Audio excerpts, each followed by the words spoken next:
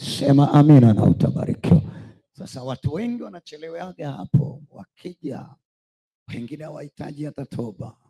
Wao wanaangalia Mungu anayeponya, Yesu anayeponya, lakini hawaangalii vigezo vya Yesu kukuponya ni nini. Bwana Yesu atusaidie sana. Sema amina na utabarikiwa.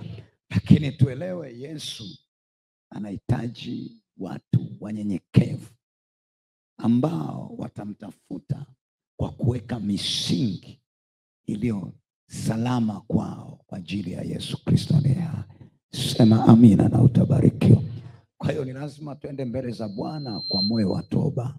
Nisomee kitabu cha Ufunuo wa Yohana ile sura ya 2 kuanzia ule mstari wa 5 mpaka ule wa 7. Twende kwa haraka kidogo.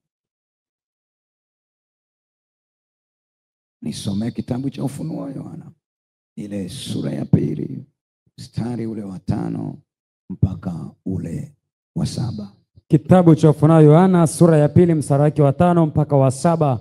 Nasoma kwa jina la Yesu Kristo wa Nazareti aliye hai. Ndio. Basi kumbuka ni wapi ulikoanguka. Unaona, anasema basi kumbuka ni wapi ulipoanguka. Kuna mahali unaambiwa kumbuka ni wapi ulipofanyaje anguka. Ndio. Ukatubu. Halafu ukafanyaje? Ukatubu. Ukayafanye matendo ya kwanza. Halafu anakuambia ukayafanye matendo ya kwanza.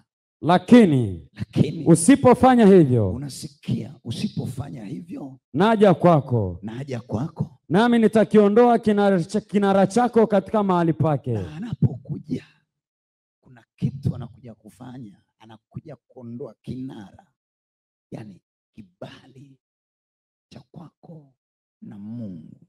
Usipofanya hivyo kinaondolewa. Usipotubu. Mstari wa 6. Bwana Yesu atusaidie sana. Ni lazima uwe na moyo wa kutubu ili uweze kupata kibali mbele za Mungu. Na katika tubu yako iwe ni tubu ya kumaanisha. Bwana Yesu atusaidie sana. Usitubu kwa sababu ya wewe kupona tu. Iwe kutubu kwako ni kwa sababu ya kufuata matendo ya imani na njia sahihi kwa ajili ya Mungu. Kwa hiyo kila wakati inatakiwa uelewe, kabla ya kusema na Mungu ni lazima useme naye kwanza kwa njia ya nini? Ya toba. Sema amina na utabarikiwa. Mstari wa 6. Ndio. Lakini unalo neno hili. Kwamba wayachukia matendo ya Wanikodali. Ambayo na mimi nayachukia. Ndio. Mstari wa 7 na wa mwisho. Yeye aliye na sikio, na alisikie neno hili ambalo Roho ayaambia makanisa. Alisikie hili neno ambalo Roho anayaambia nini? Makanisa. Yeye ashindaye, yeye anayeshinda, nitampa kula matunda ya mti wa uzima. Nitampa kula matunda ya mti wa nini? Wa uzima. Ulio katika bustani ya Mungu. Ulio katika bustani ya Mungu. Amen. Bwana Yesu atusaidie sana. Sema amina na utabarikiwa. Ni vitu ambavyo ukijifunza ni lazima utakutana na Mungu katika ile neema ya kweli.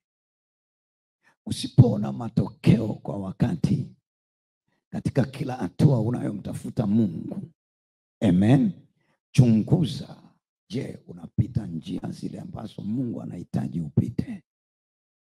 Bwana Yesu atusaidie sana. Sema amina na utabarikiwa.